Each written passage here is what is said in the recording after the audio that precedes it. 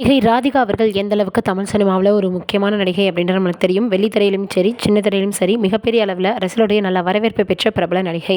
படிப்பு முடித்துட்டு லண்டன்லேருந்து திரும்பி வந்தவங்களுக்கு பாரதி ராஜா சினிமாவில் நடிக்கிறதுக்கான வாய்ப்பை கொடுத்தாரு.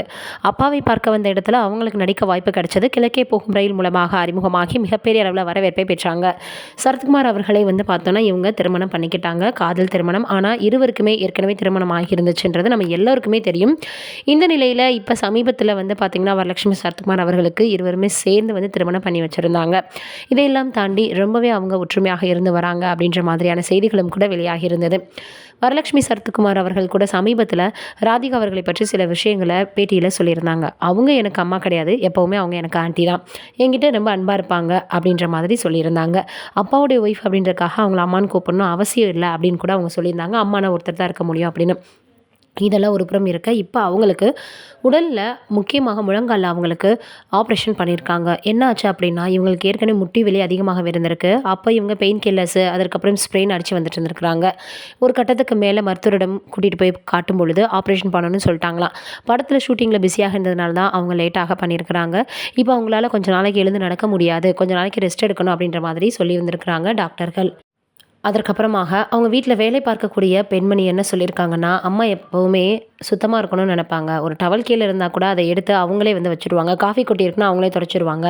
நம்ம தான் அதை செய்யணும் அப்படின்னு எதிர்பார்க்க மாட்டாங்க. அவங்களால முடிஞ்சதோ அவங்களே செஞ்சுருவாங்க அப்படின்னு ரொம்பவே ஓப்பனாக பேசியிருந்தாங்க.